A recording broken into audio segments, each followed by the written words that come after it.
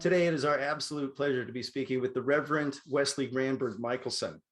Reverend Granberg-Michaelson serves as the General Secretary of the Reformed Church in America, Director of Church and Society for the World Council of Churches in Geneva, and Distinguished Visiting Scholar at the John W. Klug Center of the Library of Congress. He resides in Santa Fe, New Mexico, and he's also the author of the text that we'll be discussing today, Without Oars, Casting Off into a Life of Pilgrimage. Reverend Granberg-Michaelson, thank you so much for joining us today.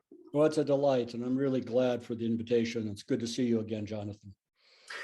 Reverend Granberg-Michaelson, you recently wrote a letter to Patriarch Kirill, the Patriarch of the Russian Orthodox Church.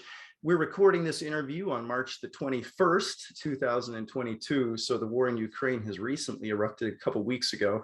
Would you be willing simply to give us your perspective on this letter that you've issued, and what are your hopes for this letter that you've sent to Patriarch Kirill? Certainly, Jonathan. Well, Patriarch Kirill, who heads the Russian Orthodox Church, is a person that I had contact with before his present position when I was working at the World Council. And so I've had some past personal relationship.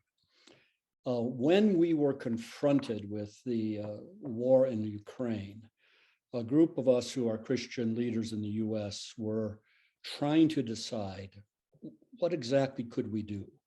I mean, it didn't make much sense to write to President Putin, or we didn't have much to say to President Biden. I mean, you know, who do church people reach out to? But we felt we could reach out to a fellow church leader, namely the leader of the Russian Orthodox Church.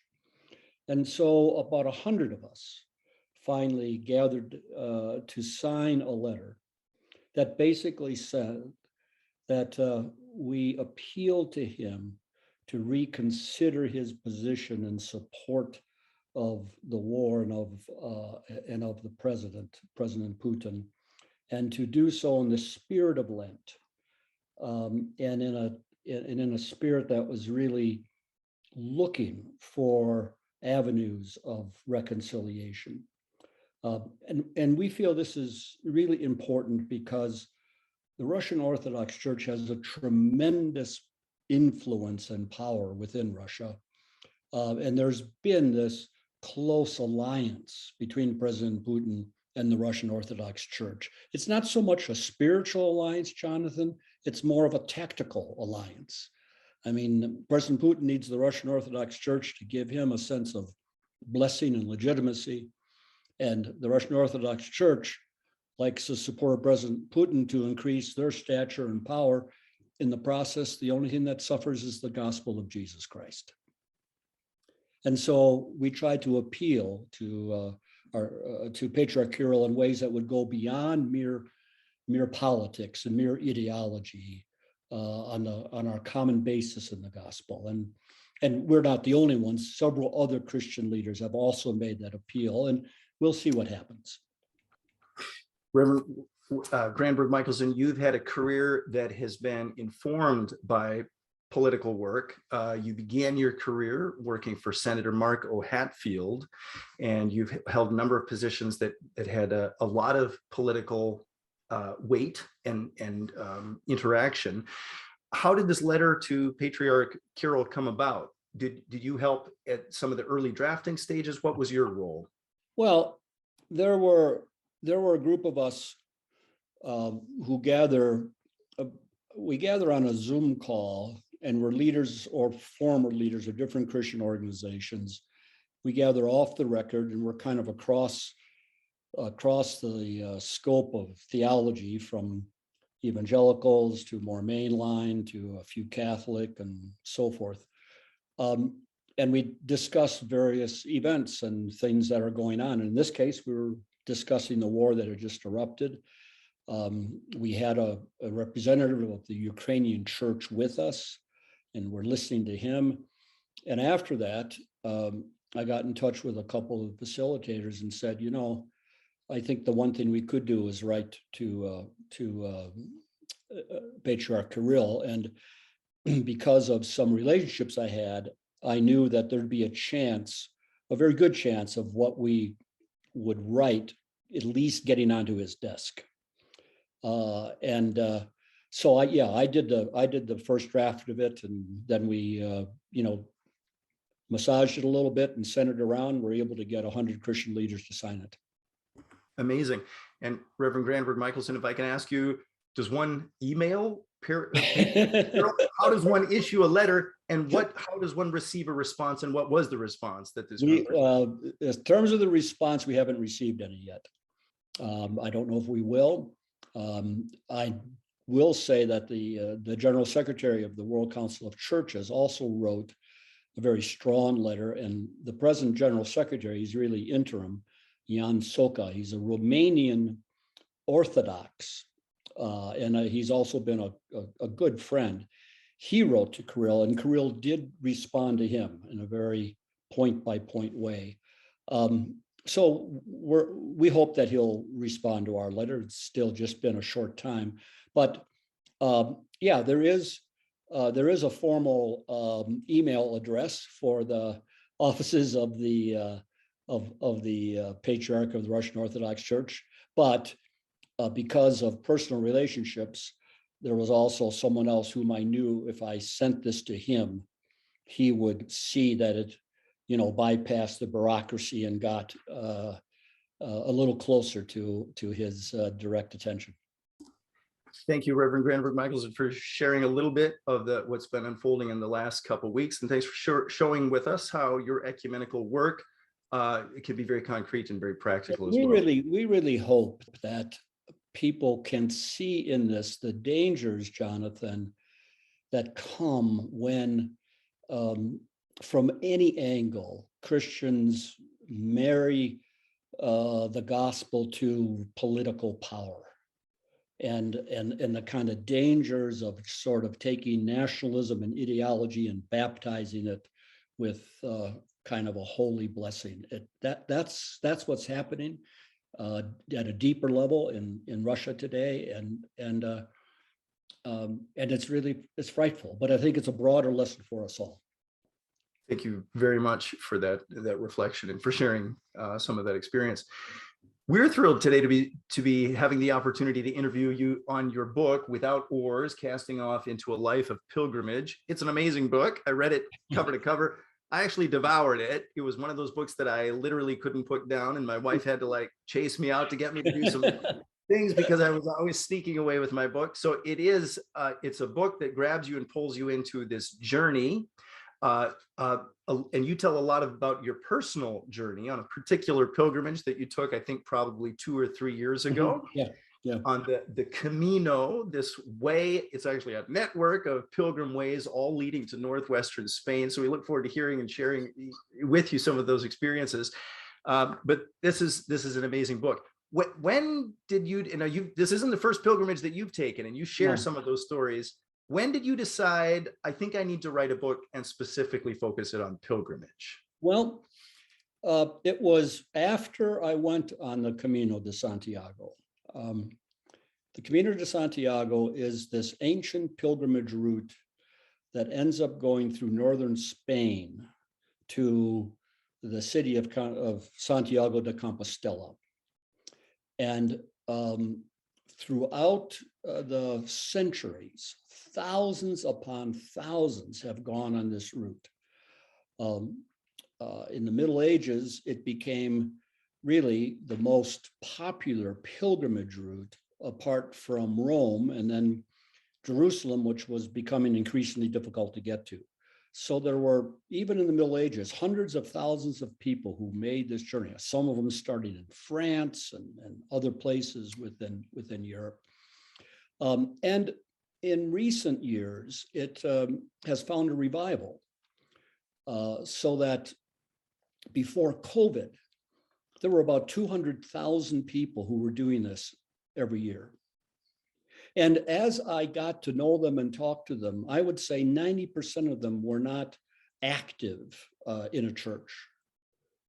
But all of them were on, well, I say all of them, the vast majority were on this pilgrimage because they had a spiritual hunger. And I was absolutely intrigued with this.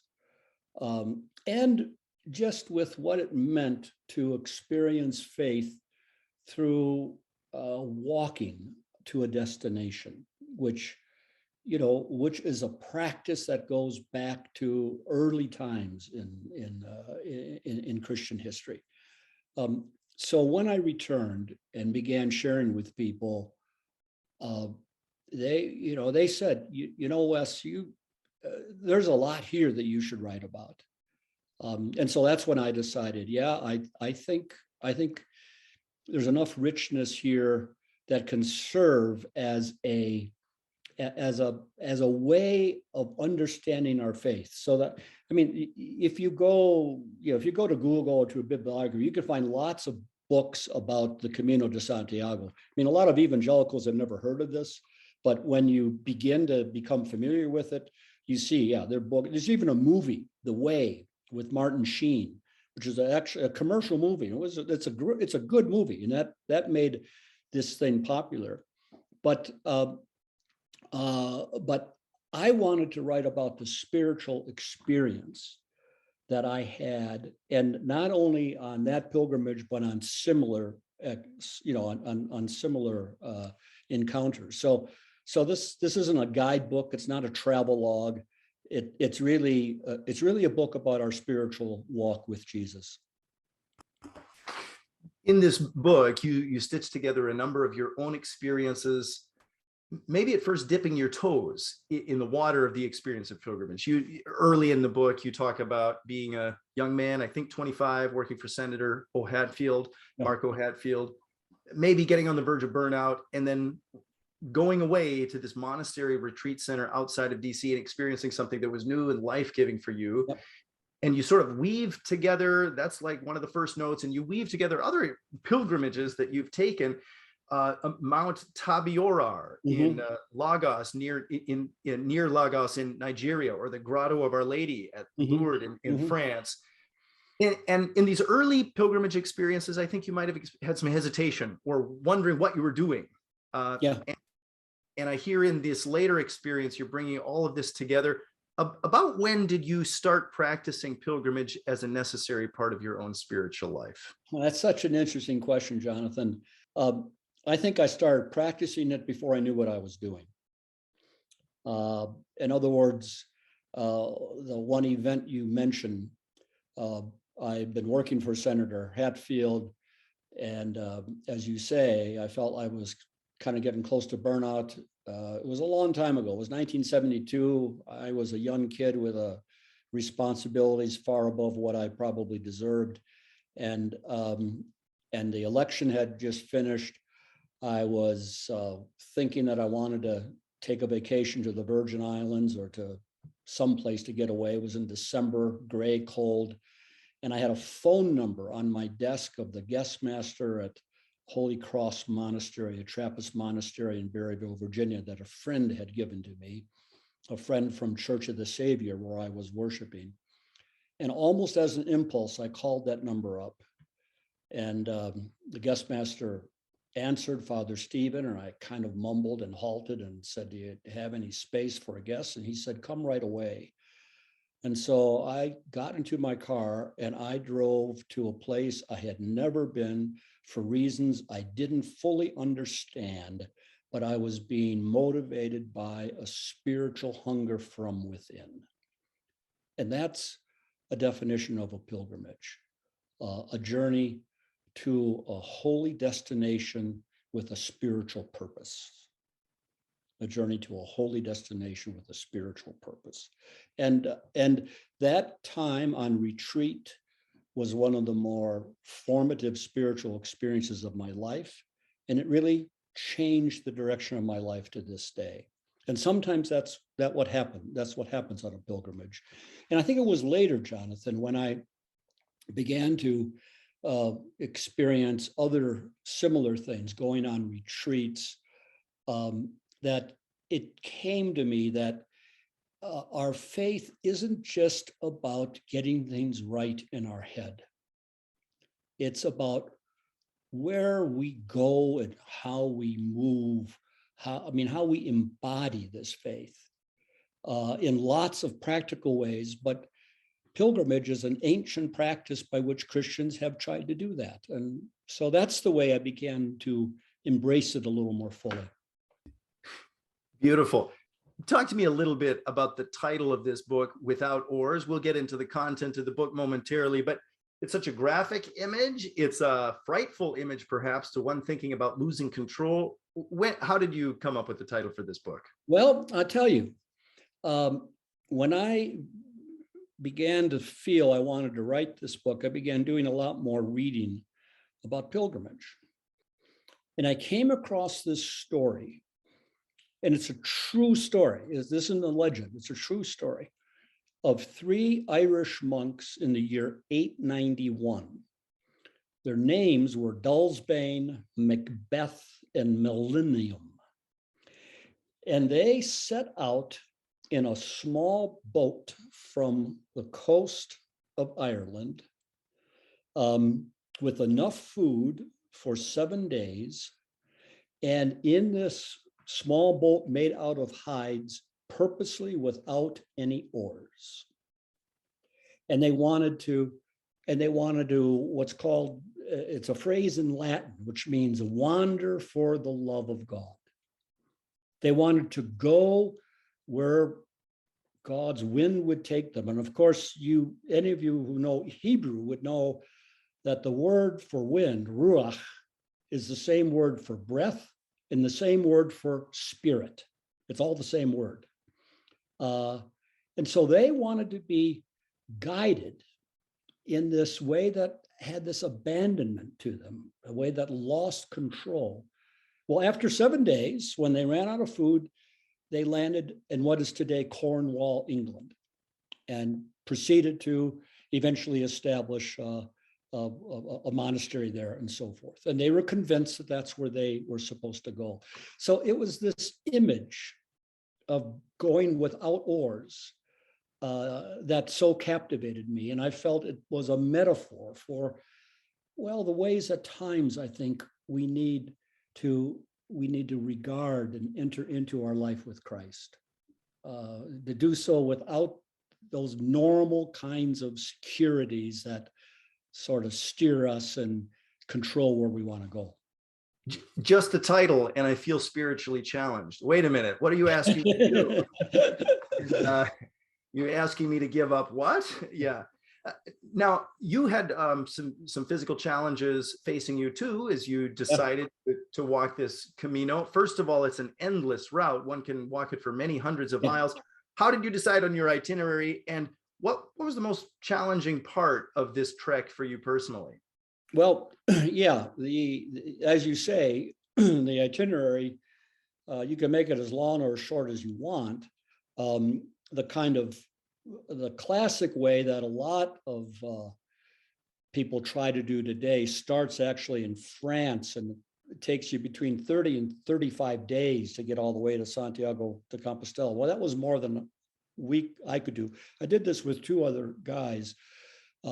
We were invited by a fellow friend who was a professor at a seminary, who was going to do this as part of his sabbatical, and he invited us to accompany him, and that's how it came about. But we decided to start about what was roughly about 10 to 11 days away from Santiago de Compostela, and that meant doing about 12 to 15 miles a day. Well, Jonathan, I mean, I'm a reasonably active person physically, but I don't know if I ever have walked 12 miles a day in my life. And we were doing about, anywhere from 12 to 15 miles every day. And, I had both my knees replaced.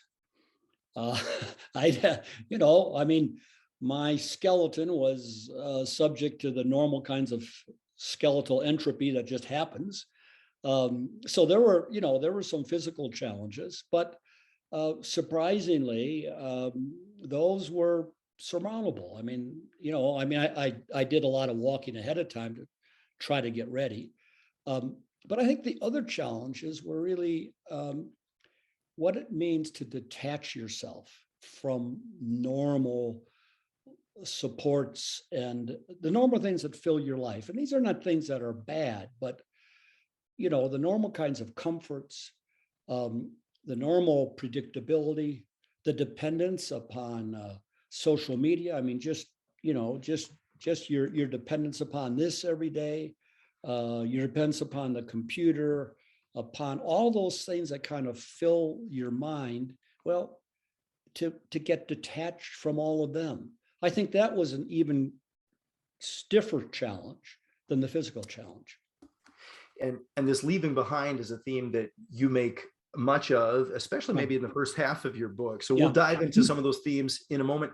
But I wanted to ask you, is because so much of the heart of pilgrimage is this act of leaving behind, is pilgrimage something that we need to do alone, or can we do it in groups to the same spiritual benefit? Yeah, I mean, it's an absolutely great question.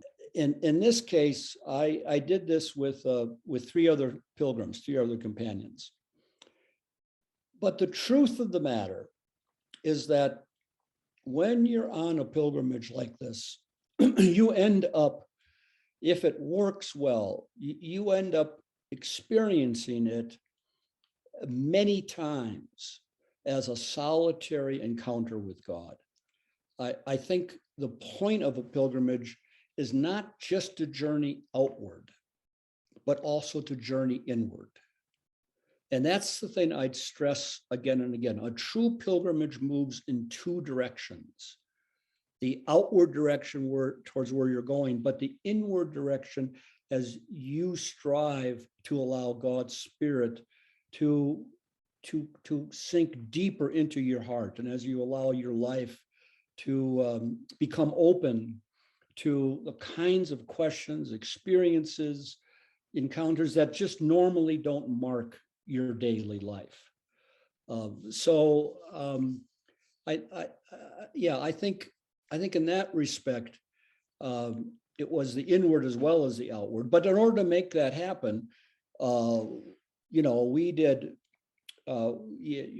about 10 days and some, and that meant we were going a total of about 150 miles, which is a long way to walk. I'm doing the math in my mind. Have I ever walked 12 miles a day? Have I ever done it? And I know I've never done 12 miles in a every day, in a longer period of time. That's extraordinary. I think most people have. I mean, I used to play golf. I don't, I fly fish now. That's more standing instead of walking. And I was reasonably active in sports, but no, I had never done anything like this in my entire life. Wow. So like on that counter on your iPhone, you're closing those rings like 30 times a day. Yes. Yeah, I think what I think I have in the book, I ended up, my iPhone has one of those things that counts the steps. Mm-hmm. So I think it was something like 327,000 steps. Wow. And if I had thought at the beginning, well, I'm going to do this, it would have been unthinkable. And that's the other thing that pilgrimage kind of directs you to.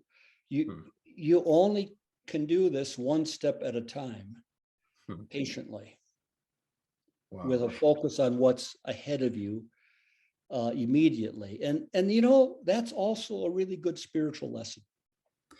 How much of the pilgrimage then in that regard is simply coming to the end of one's physical limits? I think that's a dimension, Jonathan. You are tested physically, but I'd have to honestly say it wasn't all about that. The physical limitations, what they really do is just open your life more deeply to other factors that you think are important. Like, for instance, you begin to see how important nourishment is. You begin to see how dependent you are on water and on having food.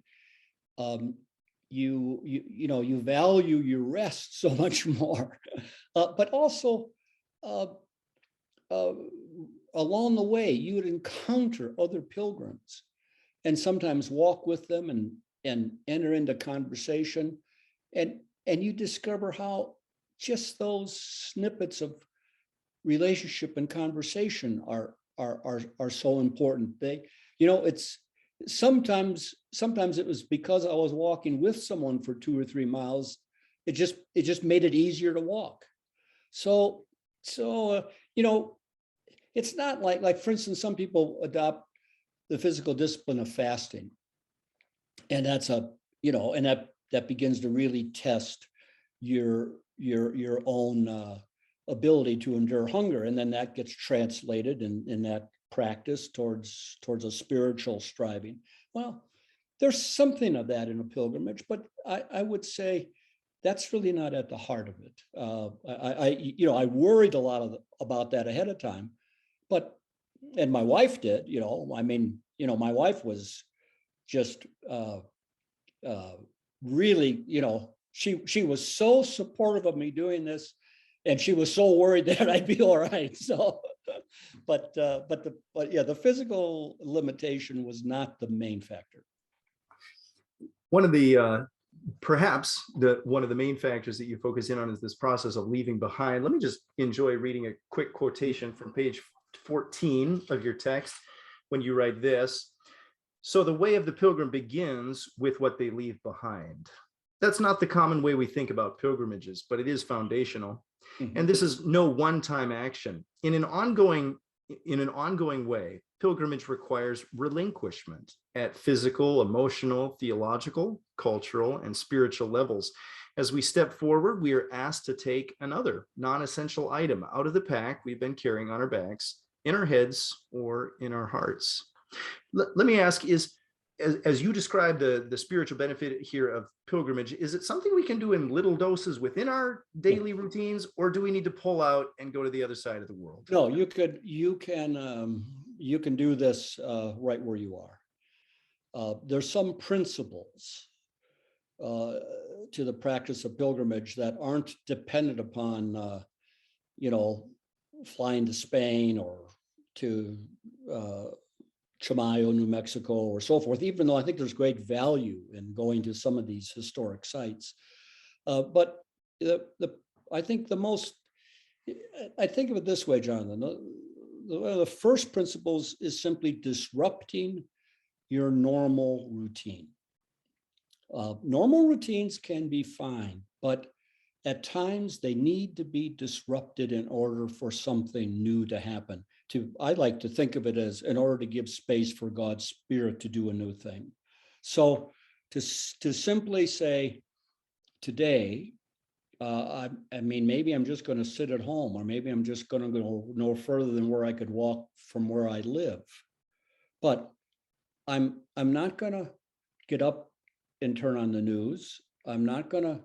What if I just tried not looking at my cell phone all day? Not going to look at any TV. What if I'm not even going to get into the car? Or you could think of many different things that you leave behind. Those are just more exterior things, but they're designed to open up space in your mind and heart, so you then can begin to empty that baggage that we always carry with us. It's what I refer to as the stuff that's always in our pack, that we have to unpack. And we can do that in normal places where we are. So sometimes I like to think of it this way. The first step is detachment. You detach yourself from some of those normal things that fill your routine. And the next step is attention. It allows you to become more attentive to things that normally you wouldn't notice. And that it may be like you're taking a walk. It may be just a walk through the park. And you suddenly notice the way in which a flower is blooming and fading, or the way in which raindrops are falling upon you, or the way in which the wind is blowing. And sometimes just those things are fresh entry points into God's presence. It's that attention And it also means you give a little more attention to what kind of is flowing through your mind. And you begin to say, oh, you kind of look at that flow of stuff almost like a river passing by, and you say, oh, there's that. Now maybe I just let that go. And now see what else might be brought into my awareness through that attention that I think sometimes really helps our spiritual life. And then the third step that I like to think of is that then leads to connection. It leads you to connect more deeply. At the end of the day, it leads you hopefully to connect more deeply to God, but you may also be connecting more deeply to another person who now, like the injury or harm in some past relationship, has had space to come up, and you now want to give your attention to healing, to what God might want to be doing in that. And in the past, you've just kind of shoved it aside. You may want to give attention to, to inner compulsions that have troubled you. You may want to suddenly deal with, well, why do I worry so much about income and money? Or why do I worry so much about my reputation anyway? Or, so it's that, I think what the experience of pilgrimage can do is allow you to detach, which usually means disrupting your routine, opens up space to give more attention, which then allows you to connect more deeply. So I think that kind of cycle you can do whether, you can do by going on the pilgrimage to Camino de Santiago, or you could do by saying, well, this day or these 3 days, I'm going to do that here at home. Wow. Now, I think what you're describing here so compellingly and so alluringly is contemplative Christian spirituality, and opening our minds to the way that pilgrimage can be an access into that. Now, I haven't gotten very far down in your book. I'm just on page 15, but let me read another quote. And I got to ask the question, is this too easy, or am I evading responsibility by simply letting everything going and jumping into this? You've addressed that question on page 15. You write, I'm weighted down too with psychological baggage, carrying insecurities about these final chapters in my journey. Daily, I carry political baggage, the weight of tribal politics and the politics of my tribe. I carry the burden and reality of my ethno-European histories of oppression, of my whiteness, still trying to understand the subtle paths of privilege that have always marked my journey. My pilgrim path beckons me to unpack these weighty realities, leave behind what I can, and carry lightly what I need as I seek simply to follow Jesus.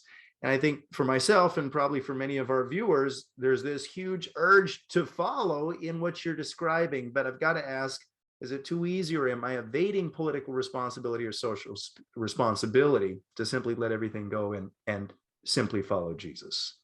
Well, that's a question, Jonathan, that I have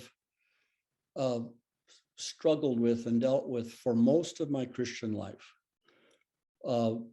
You referred to my early career working with Senator Mark Hatfield, and to this day, I think that Mark Hatfield is probably the most important evangelical member of Congress that has walked those halls since World War II.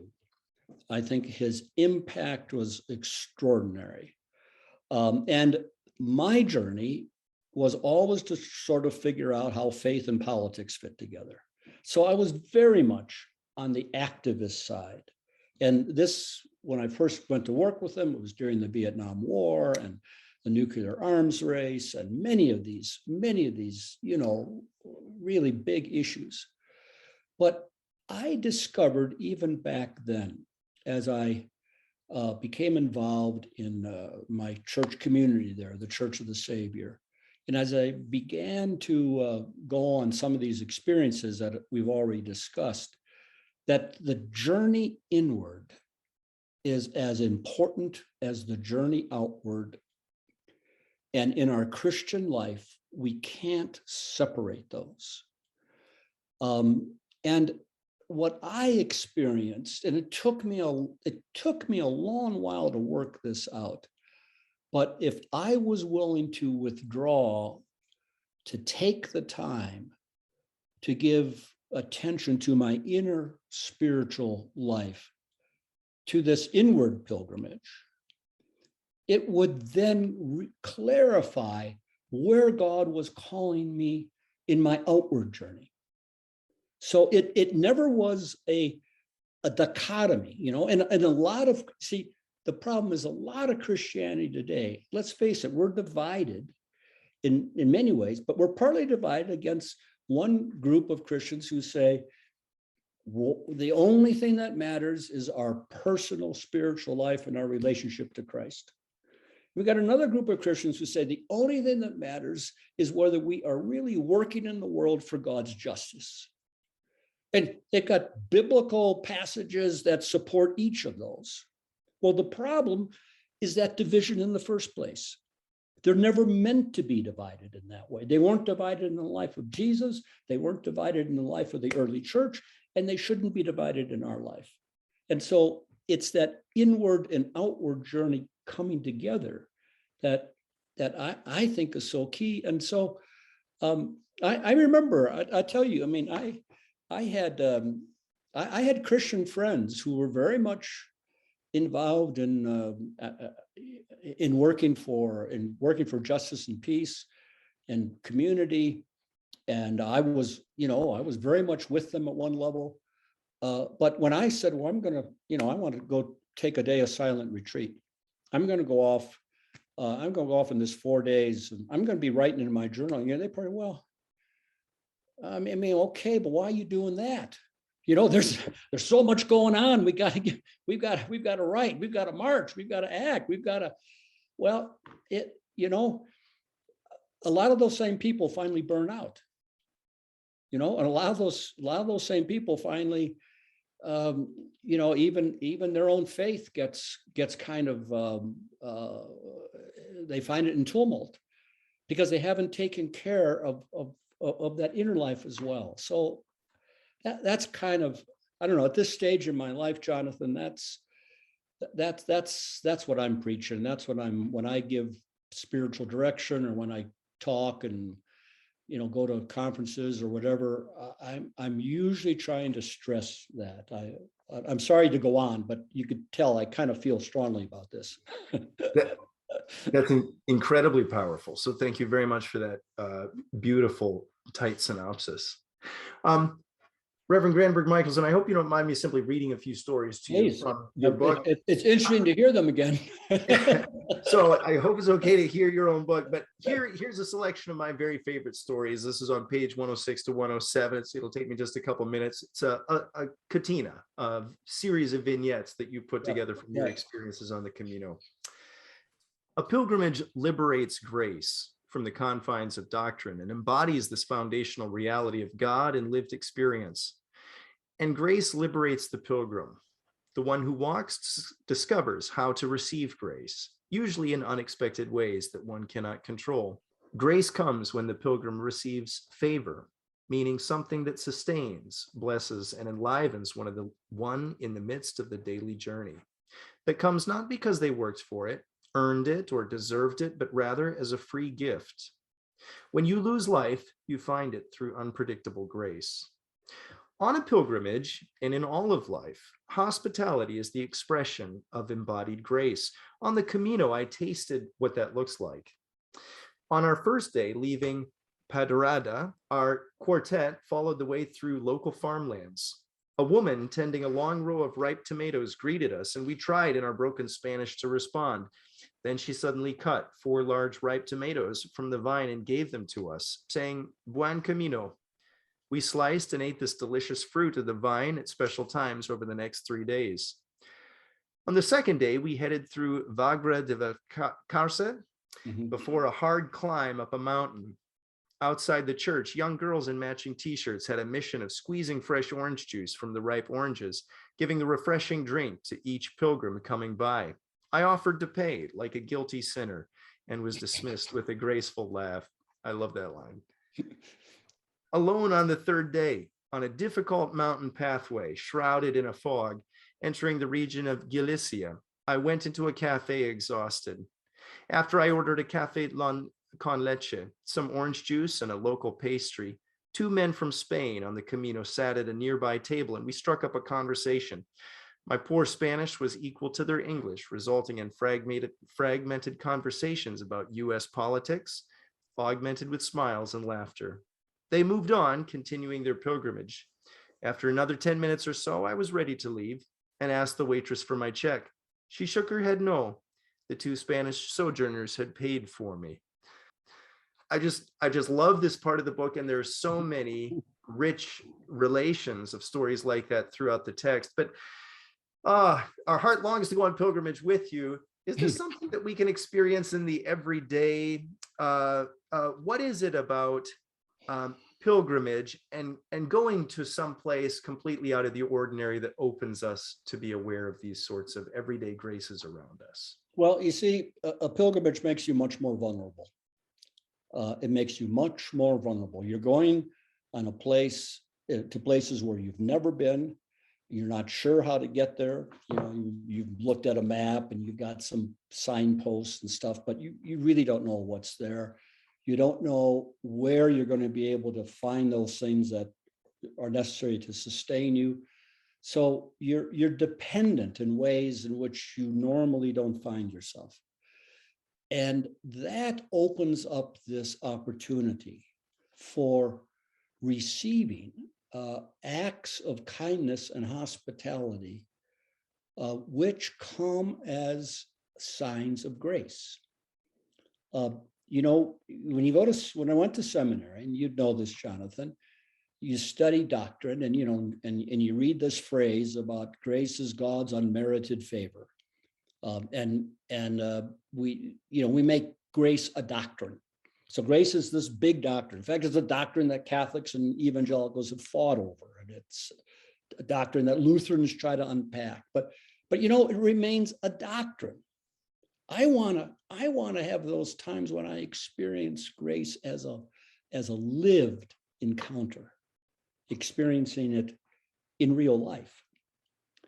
And those instances that you cited, that you read from, they were just these signs of what it's like to receive a gift that you don't expect, that you don't deserve, and that's going to sustain you. From a favor that just comes to you as a gift. And I think that helps teach us what it is to live knowing that it's God's grace is the gift that continually reaches out to us and sustains us. Let's face it, the way most of us are wired, we think we've got to work for it. And even spiritually, we've got to work to make all this happen. And sure, we've got to put a lot of effort out, but at the end of the day, it's God's grace that upholds us and sustains us, and that gives us that which we need in ways which we often never expect, but which come to us as part of God's love and overflowing goodness. There's a favorite, and that's why on the pilgrimage it gets linked to hospitality, because in the ancient times, the Middle Ages, you couldn't go on a pilgrimage without hospitality, and it was and people were accustomed to helping pilgrims in ways that gave food and housing and so forth. But that's it's a reminder for how we can step forward and should step forward today as well, where we just become far more dependent upon what we can't earn and what we don't deserve, but which comes to sustain us for the step ahead. And so that's what that orange juice was like. That's what those two Spanish guys paying for my little breakfast, or what the woman giving us tomatoes. Those were all like little metaphors of how God reaches us. Amazing. So beautiful. And dear reader, if you read this book, you'll be on a spiritual pilgrimage too. So pick it up and start reading. But I've got to ask you this, and from my own experience of reading your book, somewhere around the page 70 something, I started to realize that you were going to launch a significant critique of the Reformation fixation on doctrine. And maybe I'm slow, but it was the middle of the book where it became very clear to me that I wasn't going to finish this book before you had levied that critique. In about page 76, you write this: the temptation left by the Reformation is to think our way into faith. In my tradition, I've never been invited to dance my way into faith. And then on page 79, and this one sort of hit me in the tummy, on page 79, quoting Scottish poet Edwin Muir, you said that in Reformation theology, quote, the word made flesh here is made word again. Ouch. Now, so as you describe this pilgrim way of leaving behind, one of the things is leaving behind our doctrines, and that becomes really scary to us. So are there limits? What doctrines can we or can we not leave? And if you can, in a very brief way, how can we leave our doctrine behind and still remain Christian? No, it's great. And you're perceptive in pointing out some of my critiques and reservations about my own heritage. And, I led a denomination for 17 years. That's the oldest Protestant denomination in the United States. That is the Reformed Church in America. So, we're steeped in Reformed doctrine. I've still been waiting for some theology professors or others to sort of get back in touch with me and say, didn't you learn what I taught you, Wes? But there's the point is this. First, the Reformation, look at where would we be as a church without the Reformation? The Reformation had to upset the whole ecclesial apple cart in order for new to bring forth. So there's no question about that. But once it threw aside all the established power of the existing church, there was a great pressure to say, well, if you don't believe in this, what do you believe? And so in order to defend themselves, reformers wrote these creeds. And, this is, they're called creeds, they're called confessions. If you're familiar with church history, you know their names. It's the Augsburg Confession, the Westminster Confession, the Heidelberg Catechism, et cetera, et cetera. They're in a period of about, I think it was 80, 90 years. The problem was there were about 130 of these written, all of which were claiming to be the way, and the danger became to think that, well, if we just get all this put right rationally into a system with a nice tight box around it, we'll be fine. We'll have this security, and so even to this day, there are denominations that say, you take the Lutheran Church. Well, the Augsburg Confession, they live and die for. You take a Presbyterian, the Westminster Confession, et cetera. Well, I'm glad those confessions were developed, and that they're still working developing them. Like in the Reformed community, the Belhar Confession is a modern confession, and it's powerful, it's wonderful. But there's always a danger, I think, in thinking our way into faith. If we just get the right thoughts in our head, we'll be okay. And that's the danger of this tradition. Now, but do you throw out all doctrine? Well, of course not. I'm an Orthodox Christian, meaning I believe in the life, death, and resurrection of Jesus Christ. I believe in the triune God. You put the Apostles' Creed before me, and I'm there. But I no longer believe that the way we get there is by elaborating these really tightly woven confessional statements that really multiplied in the 16th, 17th century, and think that's the way we really structure our life as Christians. I am convinced that we don't, at the end of the day, we don't think our way into faith. Thinking and theology, it's very important, but we don't think our way into faith. I'm more inclined to say we walk our way, we practice our way, we live our way into faith. And frankly, Jonathan, I think when you read the New Testament and you read the story of the early church, they were trying to figure out, how do you live this out? You know, the conflicts over doctrine, there were some, yes, scholars, but the real conflicts over doctrine didn't come until a few hundred years later. And I think, yeah, I guess that's the way I'd say it the best. You know, when I went to this Mount Tabor festival in Nigeria, which was one of the more moving spiritual experiences of my life. The Church of the Lord out of Laura, one of the large, what's called African instituted churches in that continent.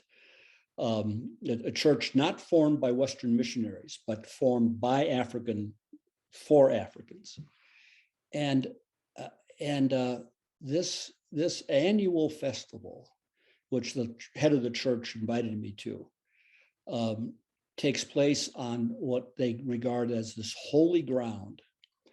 And people come from all over, and they wear white robes, and they take their shoes off, and about 100,000 or more will gather, and they will start singing and dancing and praying and listening, and they start at about nightfall, 8 o'clock, and they go until 5 o'clock in the morning, continually. And I remember the next day or two, it's in the book, I went to the headquarters of the bishops of this church to share with them and learn from them. And I said to one of the bishops, you know, in our tradition, we tend to think that if we just, you know, if we understand Christian faith right, we kind of get it right in our heads. And he laughed and he said, well, you know, we believe that our faith has to enter into every fiber of our being. And you know, that I like that. That's a real challenge to me. One of the things that I really appreciate about the book is you're doing soul searching, and you share that process with your reader. And I think that the end effect of that is that you share some of these questions that overwhelm your reader, perhaps. Oh my, these are big mysterious things you're asking. I can't sort this out. And neither do you provide all the answers for all the questions you ask.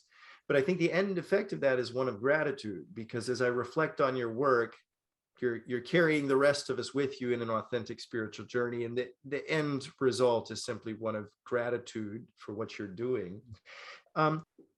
One of the things that you share with your reader in your book is that you were influenced by Jungian psychology.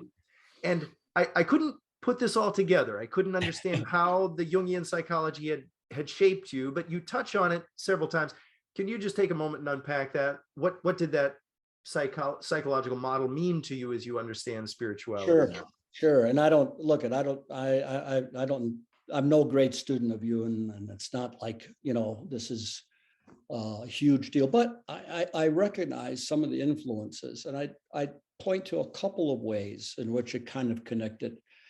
One is around what I write about.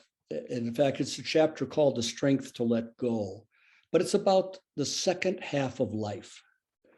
And the basic kind of structure is that we go through the first part of our life, putting together a set of securities, And in order to get the ego strength that we need, and in order to fulfill kind of the role we think we have, but it means that our life is lived a lot according to others' external expectations. And then there comes a time when we reach a certain, maybe middle age or whatever, but a certain level of maturity when we begin to feel, well, maybe we're living our life according to what others feel or want or think, instead of who we really are and who we're really called to be. And what would it mean to let go of some of that and enter into the second half of life? Well, for Christians, I think this takes on some real meaning. And this is, you find people from like the Catholic side, Richard Rohr, his writing, of all the books he wrote, Falling Upward was by far his most popular book. And it's exactly about this transition. But you go to evangelical circles, look at Bob Buford, who wrote this book called Halftime. It broke all these sales records in the, and especially for evangelical men. He's talking about the same thing. How do you kind of step away from what is in that, all the securities you build up in the first half of life? Well, it's a very Jungian thought, because Jungian psychology, it points to that same movement of where you reach a time where you have to look for your authentic self. And for Christians, that's that self that is rooted in God and that we find in Christ. And the other thing about Jungian psychology is simply that it, unlike say Freud and others, it takes the spiritual dimension of life really seriously, and says, I mean, and even in things like dreams, you kind of say, well, why should Christians pay attention to their dreams? Well, just read the Bible. I mean, just count the number of times when God is speaking to people through dreams, And so, I mean, Jung takes that dimension. So, there are all kinds of things about Jungian psychology that that are way beyond me. I'm not by all of that, but those kinds of insights I found very helpful. If I can read from your book one more time, and this is from the last chapter. This is from chapter 10, titled Leaving Life. You write this: life's final pilgrimage completes this journey. We take a last step away from life as we know it and cross a threshold in the hope of entering a sacred space full of God's presence. A pilgrimage, as a long journey to a sacred destination, is one that ultimately prepares us to die. Along with the things we leave behind, from material possessions to our investment in our egos, the lessons we gain as we step forward teach us the most valuable and lasting truths of our pilgrimage. In our deepening understanding of the pilgrimage as a journey of life, the last thing we learn to leave behind is our life. How can we learn to do this? Thank you. Well, I think in the end, it's a question we all come to face. And if we haven't faced it really directly and honestly, we probably should. As Christians, we have this secure hope in the power of the resurrection. But I think what happens is that we don't really see our journey to the point of death as the final step in the pilgrimage which God has constantly been beckoning us to take. If we say a pilgrimage is a journey of a holy purpose to a place of spiritual significance, well, at the end of our life, we're completing a journey which has a holy purpose, and we believe we are being led to a place of spiritual significance, of reality. And I think we can learn from the experience of pilgrimage what it means to set aside some of those things that have weighed us down or kind of trapped us. Maybe it's the power of money, or maybe it's our reputation, maybe it's desiring fame. Maybe it's other things that we know we have to set those aside in order to encounter God more deeply. Well, you know, at the end of our life, I think we're finally setting aside the bodily life as we know it in order to more fully embrace that which God has promised. And so it's in that way, you see it more as a continuum rather than as we live life for all these years and now we face this terrible end of it. I don't think that's the way a Christian should approach it. And I think pilgrimage helps us put that in a different perspective. Dear reader, you must get this book, Without Oars, Casting Off into a Life of Pilgrimage. Thank you so much for sharing these insights and stories with us in this text. Reverend Granberg-Michaelson, if I can ask you one final question that we've been asking all of the guests on this program, and that is, this program is dedicated to helping Christians of all Orthodox traditions envision a united church and what that would mean. So if I can pose that question to you, simply, what would it mean for the church to be united, and what ought we as Christians be doing to pursue the unity for which Jesus prayed in John 17? Well, I'm so glad that you're asking that question. It's a question that has motivated me for a lot of my Christian journey, Jonathan. And when I think about what is it that God really intends and what would that feel like and be like, it's not one church under a unified ecclesiastical organizational structure. I mean, it's not that we're finally after. And that's what some people have sometimes feared or wondered about. But I think it's, first of all, after a reality where we're able to really recognize and embrace Christians from the wide diversity of Christian families as being one in Christ, as being united to one another, in a union that transcends other loyalties. And that means, for instance, I'll give you a very concrete example from today. That means it would be unthinkable for Russian Orthodox Christians who were soldiers to be killing Orthodox Christian soldiers. Now, they shouldn't be killing anyone, but you see how, if you really believe you are one in Christ, how can you be shooting and killing one another? I mean, in some ways, the war in Ukraine is a failure of Christianity. So there, at one level, it's this recognition that we really are one. And when we have these different expressions, Baptist, Lutheran, the Orthodox, Catholic, we recognize one another as churches. Now, you may say, oh, that's simple. Well, no, it's not. Because like the Orthodox community today, they, in all my discussions with them in ecumenical circles, I finally said to them, when will come the day when you will look at the Reformed Church of America and say, this is a church of Jesus Christ?